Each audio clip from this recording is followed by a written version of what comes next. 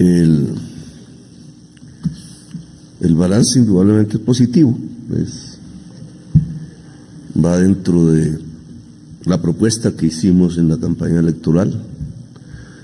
Dicen que uno no debe poner metas ambiciosas porque después lo cogen a uno y lo frigan por lo ambicioso, pero a mí me gusta esa ambición de miras comunes de una sociedad, porque si no, no hacemos nada, quedamos quietos, o nos engañamos, o nos autoengañamos.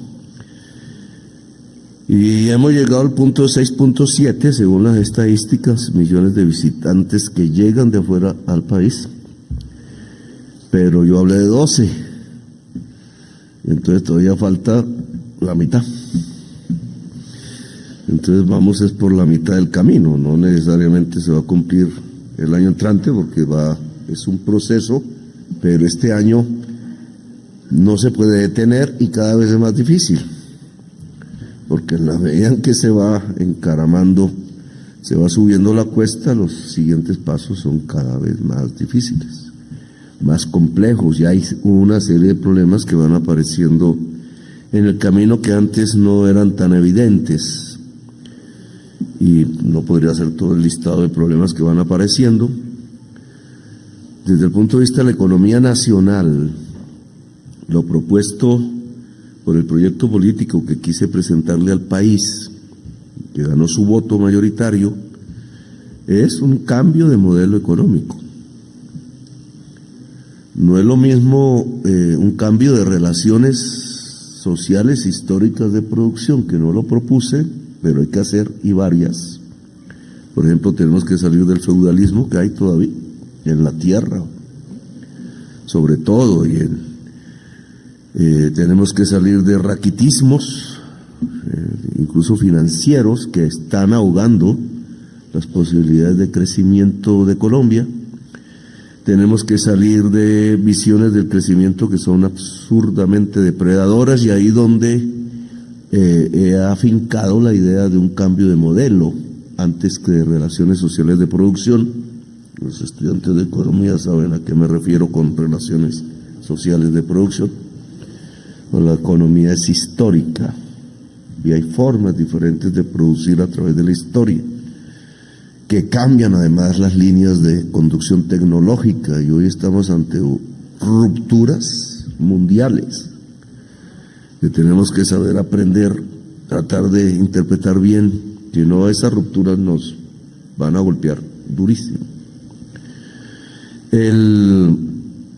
Ese cambio de modelo tiene que ver con, lo dije en campaña, salir de la extracción y pasar a la producción. Esa es, en términos generales, la idea.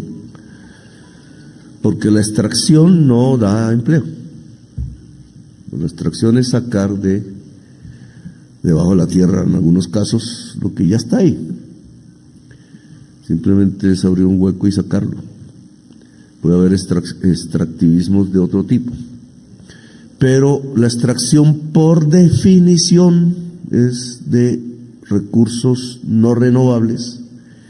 Y entonces, por definición, tiende a bajar la productividad de una sociedad, porque cada vez hay menos. Si no es renovable, pues cada vez que se saque, así sea una ínfima parte del total, habrá una matemática que muestre que ya lo que queda es menor, y por tanto así sucesivamente significa una tendencia a caída de la productividad, que es lo que está sufriendo América Latina en general.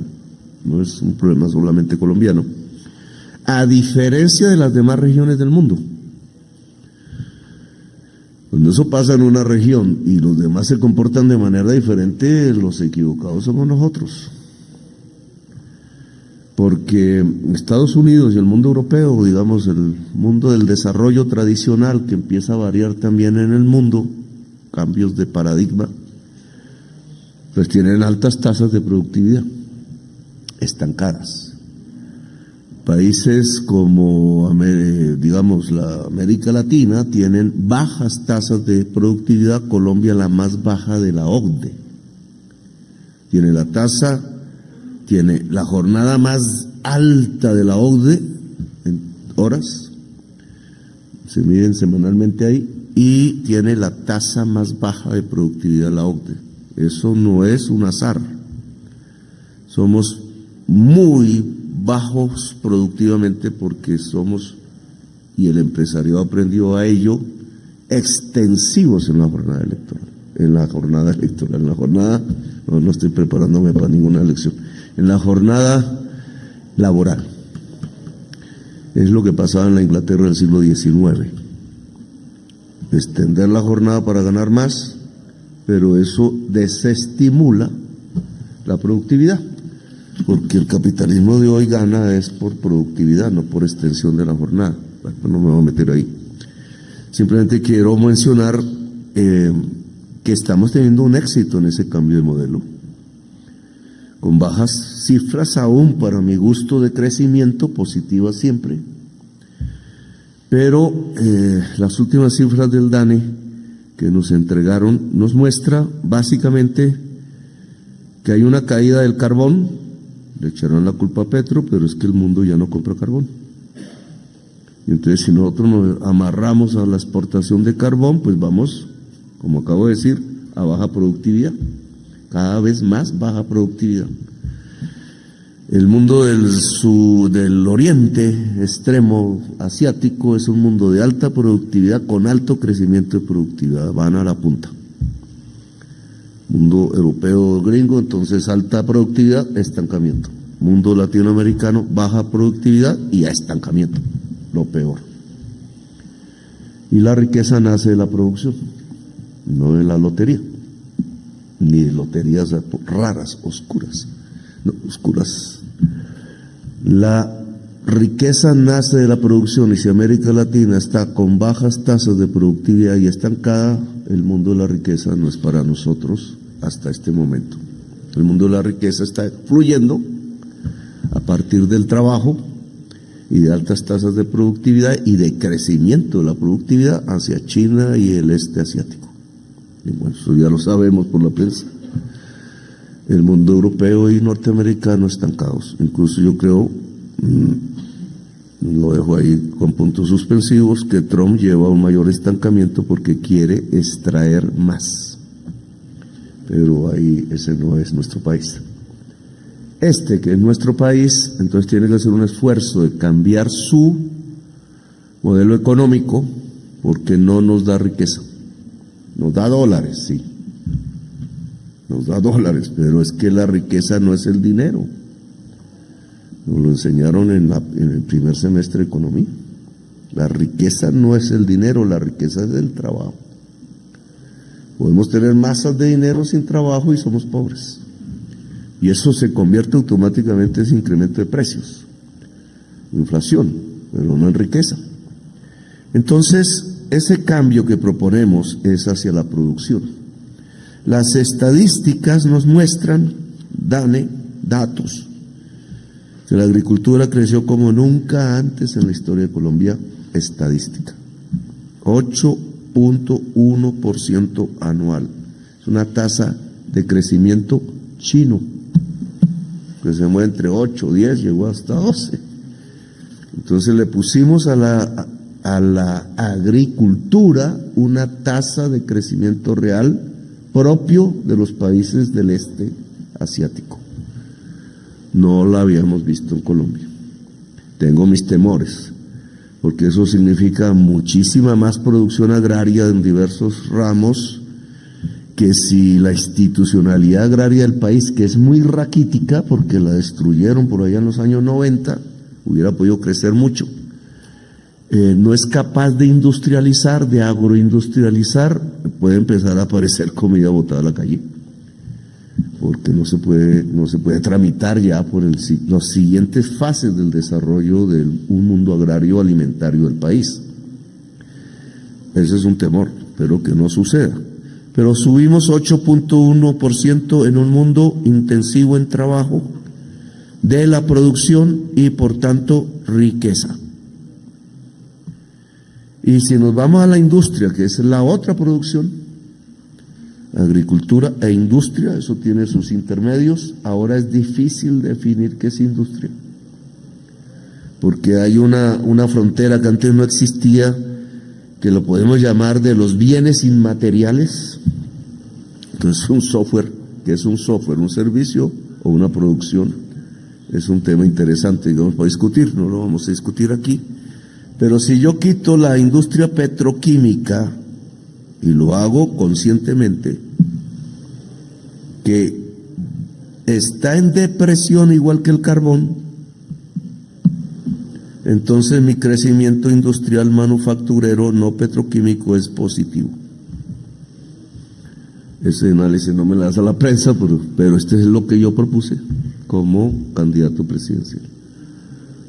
Crecer sin cimentar el crecimiento en la extracción, que básicamente en Colombia es carbón, petróleo y algo de oro, con muchos problemas en el oro de violencia. Pues es lo que está pasando y que espero que pase más este año. Lo que ha decrecido efectivamente es el carbón, no compran más. Lo que ha decrecido es indudablemente la petroquímica, también el petróleo se estancará y decrecerá después. Lo que ha crecido es la agricultura y la industria no petroquímica, es decir, producción real, es decir, riqueza nacional y un servicio que es turismo, que es a lo que vinimos a hablar, de una manera también con tasa de crecimiento chino, ¿cierto? Agricultura y turismo es lo que mejor nos ha funcionado en este lapso de gobierno que llevo. Pero a unas tasas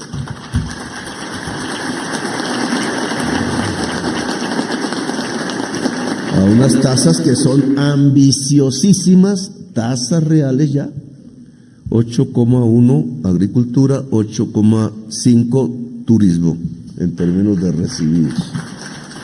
Eso es, digamos, contundente. Es contundente. Aquí el problema está en cómo sostenemos esas tasas. Cómo no se nos cae o se nos estanca o se nos desploma lo alcanzado hasta este momento. En donde puedan haber fallas que nos lleven a que lo logrado entonces empieza a deshacer. ¿Cómo lograr saltar más todavía? Que creo que podemos. Podemos porque Colombia es bella, punto. Y entonces tenemos la mejor tarjeta de presentación posible en el mundo. Y entonces ese potencial, ¿quién nos lo quita? Están hablando que un meteorito viene para acá, pero espero que no. Pero ¿quién nos lo quita? Se puede ir degradando, sabemos, en el tiempo.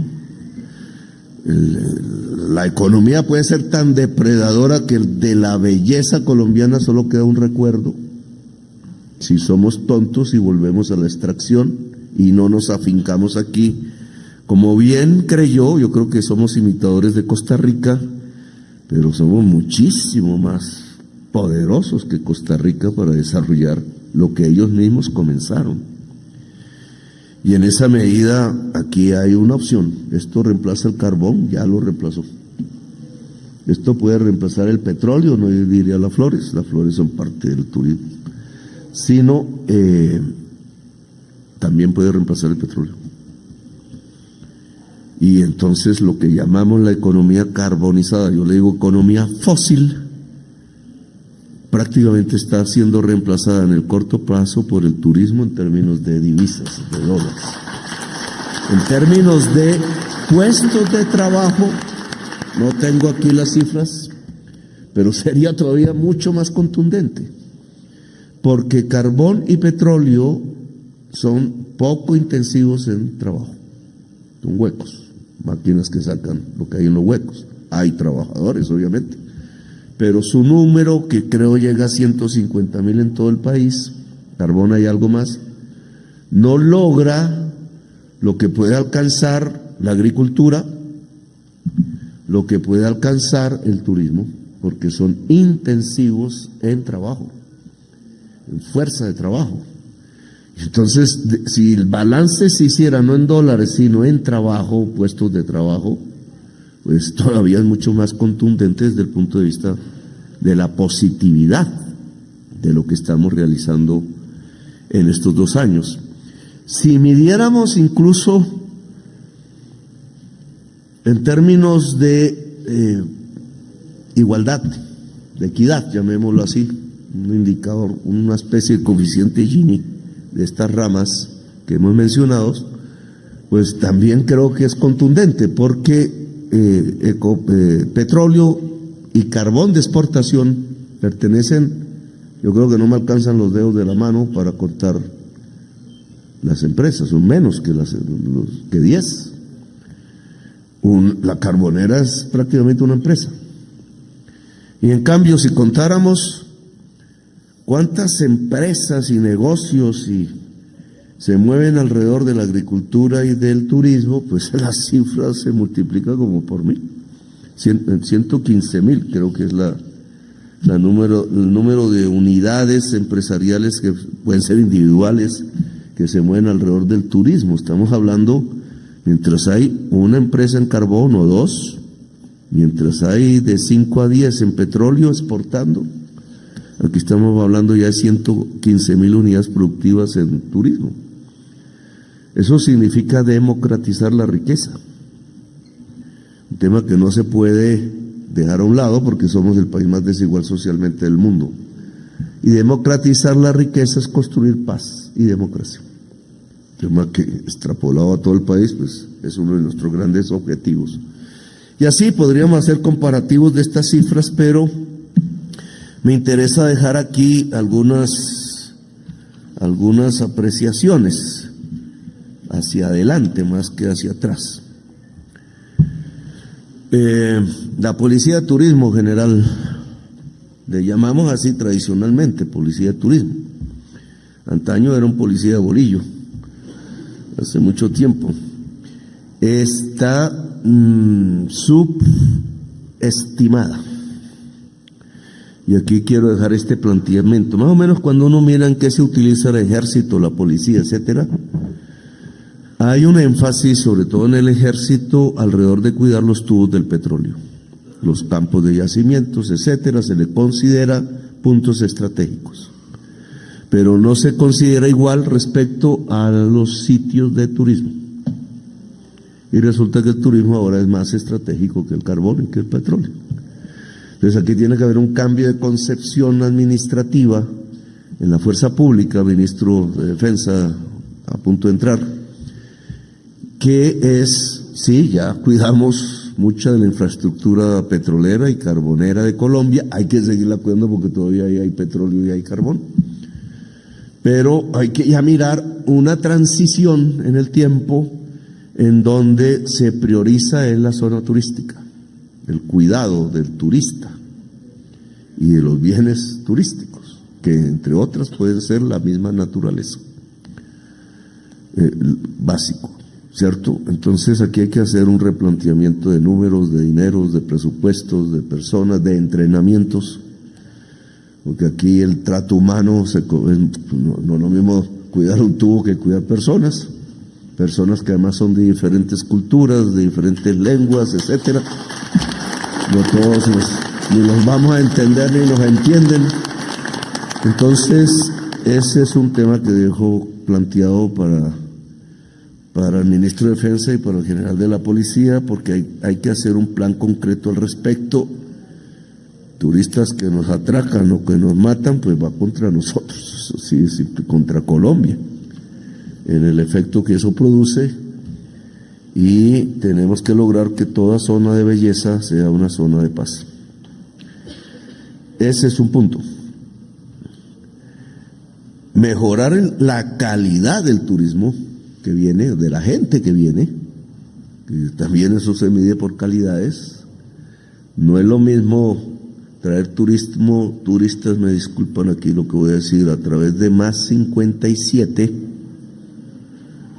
¿cierto? Yanay, que a través de la música real y el arte colombiano. No es lo mismo.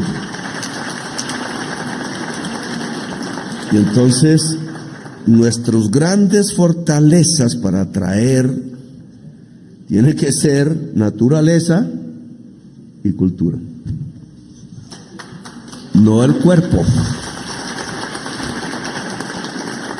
Creo que aquí también, ese es un cambio también, pero no le corresponde a la fuerza pública, sino a la misma sociedad colombiana y a los procesos educativos, porque es que eso no se logra porque sí, no es así, hay que educar, la educación es fundamental. Si pensamos que lo que atrae Colombia es el cuerpo, pues estamos en otra cosa. Y lo que viene no es más sino degradación completa, total, de una sociedad. Sociedad en la que he observado que hasta hay padres que entregan a sus hijas al extranjero. Sus hijas. Eso no puede ser en Colombia. Yo hasta tengo, menos Trump no quiso insultarme más porque yo ya iba a decir, ya sé qué hacer. Pero hay que hacerlo, pues eso es también un tema de policía. Aquí no pueden venir depredadores sexuales, ni se puede estimular la depredación sexual. Eso no es turismo, eso es crimen. Eso es crimen. Y en cambio, que también hay que cuidar, porque toda actividad está regida por la segunda ley de la termodinámica, pero si es la cultura y la belleza, tenemos otra calidad de turismo, es mucho más interesante para Colombia, incluso más aportante de riqueza, y es por ahí por donde tenemos que afincarnos, en mi opinión, y aún falta mucho. Entonces, hay un turismo deportivo que entre otros es el que más atrae.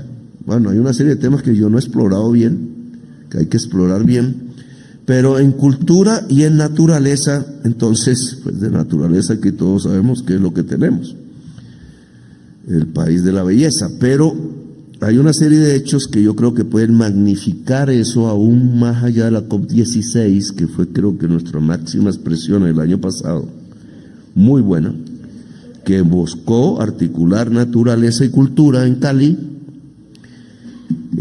y que ahora tenemos que ubicar en otras regiones adicionalmente, no dejar a Cali botada, porque si no. Y entonces, digamos, temas como Santa Marta. Santa Marta no tiene agua potable, pues tiene, pero poquita. No logra desarrollar si llega mucho turista ahí, hay problemas de agua. Y en competencia con la misma población de Santa Marta, empiezan a competir por el agua, que la compañera de Santa Marta se me olvidaba. Y entonces tiene que haber una solución al agua potable de Santa Marta.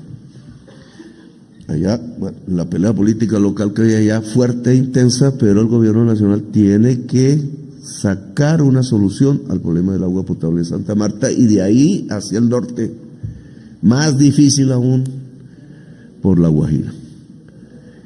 Porque entre Santa Marta y Alta Guajira hay una serie de proyectos que me parece que son fundamentales desde el punto de vista del turismo. Si logramos coronar este año con mucho éxito la infraestructura de inteligencia artificial que con Emiratos Árabes Unidos hemos acordado, al lado de Santa Marta, al lado izquierdo de Santa Marta, se va a empezar a desarrollar un turismo que llaman nómadas digitales, muy rico además, que busca belleza para hacer matemática. Está bien pensado, porque uno no hace matemática en un transmilenio. Necesita belleza para abstraerse en la lógica matemática. Y aquí en los algoritmos. De Shor aprendí hace 2 días, el de la mecánica cuántica. Entonces esos genios y genias, hay un problema de desestímulo hacia la mujer en estos temas. No sé por qué, algo pasa, pero entonces empieza a florecer ese turismo de alto nivel intelectual desde el punto de vista de la matemática, pero que necesita para equilibrarse de la belleza natural y de la tranquilidad. Y si nosotros ponemos esa infraestructura que va a valer miles de millones de dólares y que va a depender de la velocidad de los chips, los que hayan leído lo que está pasando ahí, y que la velocidad de los chips depende de una nueva matemática, que es la matemática cuántica, que es el algoritmo de Shor. Yo creo que al ministro de Industria le gusta hacer esos ejercicios. Entonces, es en Santa Marta, y es en el corazón del mundo, como dicen los indígenas. Y entonces tenemos ahí que ubicar una misión que tiene que ver con agua potable y que tiene que ver con los 500 años de España, de Santa Marta. España es la que conquista, y me disculpan los españoles aquí presentes, pero los 500 años no son de conmemoración de un acto violento que se llama conquista. No vamos a homenajear eso. Es uno de los grandes errores de la humanidad y comenzó en Santa Marta, primer punto de América, en ser conquistado, avasallado. Sino que hay que construir a la inversa, ya después de 5 siglos, es un encuentro, no un desencuentro de las culturas en plural, de todo el Mediterráneo, que son muchas, y de todo el Caribe, que son muchas, en Santa Marta. La ministra de Cultura tiene esa misión, a ver si lo logramos, que sería todavía muy similar a la COP16, pero Santa Marta y alrededor de la cultura, el encuentro del Mediterráneo y el Caribe.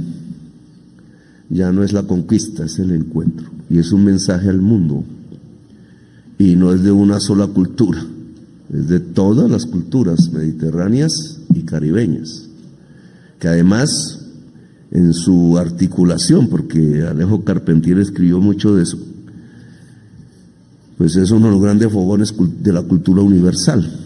Por eso aquí hago un reclamo, no me invitaron al concierto de Andrea Bocelli, que yo quería ir y no supe. Dicen que gritaron fuera Petro, pero yo no estaba ahí, y yo sí quería estar ahí. Porque no sé si querrán ir a Santa Marta ahora, hay que ver.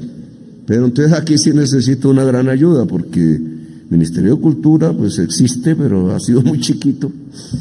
Ha sido la cocina, lo tratan como la cocina de la casa, y sin presupuestos y tal, hemos aumentado mucho, pero aquí hay que hacer un esfuerzo público-privado, una misión, para que lo mejor de la cultura mediterránea, estoy hablando de arte, y en todos los niveles de arte y del Caribe, puedan encontrarse en las fechas que hayamos previsto para los 500 años de Santa Marta. Ese es un tema que les dejo.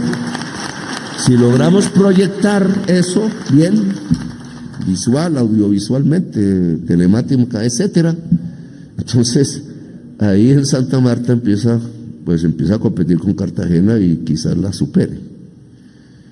Pero empieza otro foco, digamos, de atracción. Y si vamos hacia la Alta Guajira, les voy a confesar que yo le he pedido, pusimos a Laura en ese esfuerzo, de Cancillería, una misión que es que el ferrocarril, el puerto de Bahía Portete, que es concesionado hace mucho tiempo al Cerrejón, pueda ser usado por tiempos civilmente. Hay una pista aérea en Bahía Portete internacional, creo que le falta muy poquito para que sea internacional. Hay un puerto a donde pueden llegar barcos, llegan obviamente, y hay un ferrocarril en línea directa desde la mina de carbón, pero podría extenderse hasta Valledupar, e incluso más abajo, hasta donde vamos hacia Santa Marta. Entonces, si uno mira la Alta Guajira y la pone en un mapa, la Alta Guajira es alta por Bajuira, por unas montañas, pero realmente es el norte guajiro extremo. Si ustedes ponen al frente República Dominicana, Punta Cana y Haití, que están en problemas, y al lado derecho Aruba, Bonaire, Curazao, ustedes tienen un triángulo de millones y millones de turistas extranjeros que llegan ahí, pero no a la Alta Guajira. ¿Cómo incrustar la Alta Guajira al triángulo? Pues necesitamos el apoyo del pueblo guayú, que está aquí presente algunos de sus representantes. Aquí este tema es complejo. Porque si nos sueltan un pedazo de la concesión que ya no exporta tanto carbón, este es uno de los efectos de lo que estoy hablando, ya eran 50 millones de toneladas que iban por esos ferrocarriles al mar, y ahora son 10. Pues indudablemente hay unos tiempos de infraestructura que está ahí perdida, digamos, es un costo incluso para los carboneros. Si hacemos una transacción, que hay que mirar números, etcétera, y entonces una parte de ese tiempo desocupado de pista aérea, de puerto y de ferrocarril se usa con fines civiles, no solamente turísticos, sino la población misma de la región, pues la población misma de la región podría empezar a desarrollar un foco de atracción turística cultural.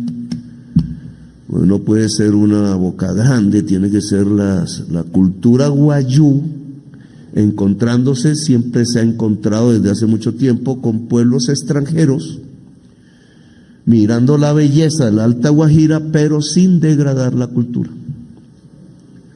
Esa es una complejidad, pero esa riqueza de atraer 1 millón apenas de los que van a Punta Cana, a Aruba, a Bonaire, 1 millón de personas irrigaría una riqueza que podría superar buena parte de los problemas sociales que hoy tiene el Alta Guajira, que el primero es agua potable. Lo dejo para que ustedes lo discutan con las comunidades, los palabreros y las lideresas de la comunidad guayú, porque esto puede ser este año. Sí, los dueños del Cerrejón, de la concesión, lo permiten. Y serían ustedes los beneficiarios y tendrían que ser gestores turísticos de la Alta Guajira, en comida, en hotelerías y cosas de esas. Y si este núcleo Alta Guajira Santa Marta se desarrolla, pues vamos rompiendo las barreras hacia arriba. Yo creo que ya usé mucho tiempo. La campaña mundial publicitaria, que llevo 2 años y medio insistiendo e insistiendo, sé de los desarrollos que ha tenido, yo mismo la he llevado, las críticas que nos han hecho cuando fuimos a Davos. Yo no quise ir a Davos porque ya prefieren a Milei, entonces ya no voy a Davos, pero hay que llevar a Colombia, y entonces no es porque no vaya, no va a la casa, así cueste, pero es que eso, usted sabe, significa un rédito muchísimo más alto cuando la gente llega aquí. Y usted me ha mencionado Osaka, está bien, pero yo creo que tenemos que pasar a una campaña masiva por redes de publicidad de Colombia, país de la belleza, diversificada en Facebook, en el Twitter, que ya me toca salirme a mí también de ahí, pero ustedes, digamos, hay que hacerla, porque ya es irnos, dependiendo de los estudios de origen del turismo, básicamente sigue siendo americano.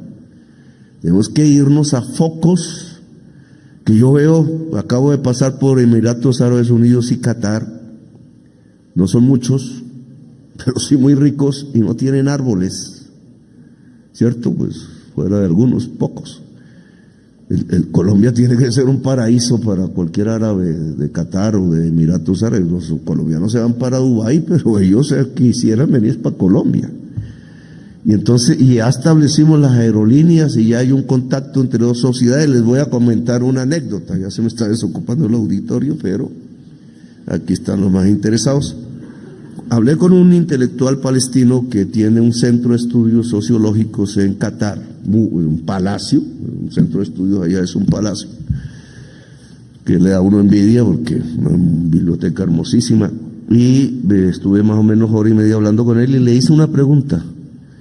La literatura árabe contemporánea, ¿cómo es la literatura árabe contemporánea? Y si él había leído 100 años de soledad.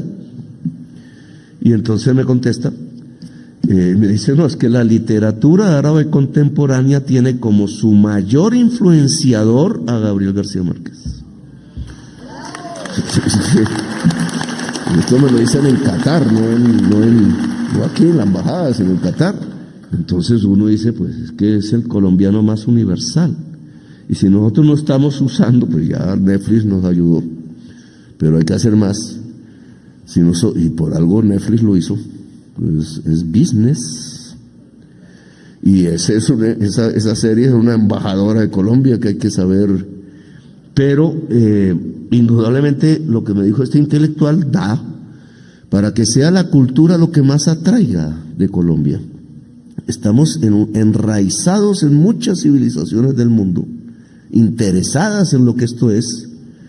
Obviamente hay que poner los medios, hay que poner la información, pero empieza a haber un flujo que nos puede llevar hacia los 12 millones de turistas si entramos a China, si entramos a Japón, si entramos al mundo árabe en general, si entramos pues a la Europa, que no es que venga mucho fuera de algunos españoles a Colombia. Entonces, esa campaña mundial también debe ser una misión público-privada, porque tiene que tener la calidad estética máxima, que lo da el contenido Colombia, país de la belleza, pero tiene que ser, ahí hay que meter un billete.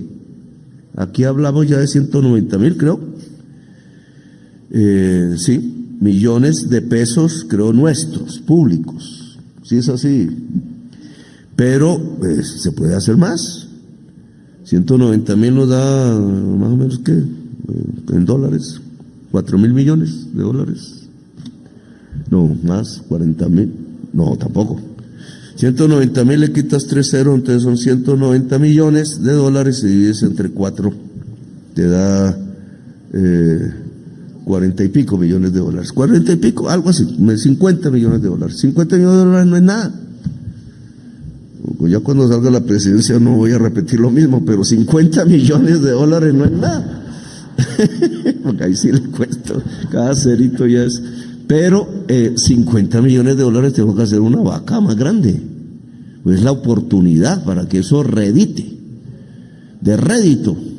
Entonces tenemos que hacer una campaña buena, de calidad y donde nos interesa.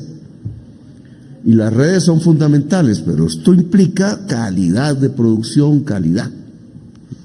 No un país vendiéndose pobremente, es un país que no se vende, sino que abre sus puertas, pero con mucha cultura y estilo. Y eso es dinero, porque eso vale, hay que pagarlo. Entonces dejo eso entre varias ideas. Las pistas aéreas van, pero no todas. Chiribiquete, nada. Aerocafé, ojo, no sé si hayan caldenses aquí, pero ya me estaban metiendo los mismos que se tiraron la pasada licitación. Ojo, ministro, porque nosotros nos comprometimos a hacer aerocafé en este gobierno, pues no todo, pero a construir buena parte en este gobierno. Y no podemos hacer lo mismo que hicieron los gobiernos anteriores, que fue dejar robar la plata. Entonces yo le pongo porque ya hay movimiento hacia ese propósito y nosotros no vamos a dejar. Eso tiene que haber una veeduría. Aerocafé, Armenia, la zona cafetera, todos sabemos el potencial que tiene, poco conocido todavía. Ahí va a haber ya empezó en enero la Facultad de Inteligencia Artificial de la Universidad de Caldas, y ahí también hay un enorme potencial de nómadas digitales que se puede usar. Y aquí en Bogotá tenemos el corredor Candelaria Las Cruces, que yo como alcalde quedé embolatado y nada que nada. Sí está, sí, pues nos movimos un poco, pero es que de Candelaria hasta el Parque de las Cruces, donde vivió mi mamá y Noel Petro, es que tenemos que lograr un gran corredor cultural, arquitectónico, tradicional, de teatro, de restaurantes, porque es la ciudad antigua nuestra, el corazón aquí de Bogotá, corazón. Y el corazón debe vibrar. Si el corazón no vibra, la ciudad va muriendo, como está muriendo. Entonces, este es un tema que no está en la agenda. San Andrés y su universidad, nada que nada. No sé si está el gobernador de San Andrés, la vez pasada estaba. Pero dele que te dele y dele que te dele, dele que te dele, y no está la universidad. Y el turismo a San Andrés puede empezar a ser un turismo educativo y de salud, fuera del que ya existe. Y si es educativo, porque ponemos una universidad de alta calidad, políglota, en San Andrés, y son estudiantes a estudiar, o sea, irán después, entonces San Andrés empieza a ser el cerebro del Caribe. Y si San Andrés es el cerebro del Caribe, no solamente ganamos influencia, que la teníamos en tiempos de Bolívar y Padilla en el Caribe, sino que además atraemos, se va volviendo un imán de atracción, y entonces esos déficits de turismo que ya no existen en San Andrés se acaban. Y finalmente dejo esto, la descarbonización del turismo. Igual que hablamos que reemplazar el carbón y el petróleo por turismo, hay que reemplazar el carbón y el petróleo dentro del turismo, donde se pueda. Porque cada vez en el mundo vendrán más y más turistas a donde no se emite CO2, a donde se ayuda incluso a absorberlo. Y esto va a ser cada vez más determinante, porque cada ser humano va a saber, va a entender cada vez más y lo va a sentir, no solo a conocer, que entre más logre ayudar a la absorción de CO2, más vida habrá en el planeta. Y nos aislaremos, nos separaremos de la extinción. Y este es el tema de hoy del turismo. Entonces, ¿cómo ofrecer turismos descarbonizados? En el hotel, en la forma de presentar la comida, en el transporte, etcétera, etcétera. En la arquitectura del hotel, etcétera, los paneles, bueno, la energía limpia. Es un asunto que, en mi opinión, no lo hemos tocado aún, pero creo que el gremio del turismo debe acometer como un plan gradual, pero permanente y profundo. Colombia ofrece un turismo descarbonizado. Eso dispara aún más nuestras cifras y las ganancias, si se empieza a hacer bien. Bueno, gracias por haberme escuchado, muy amables. Entonces, luego estaremos en la próxima, que será la última.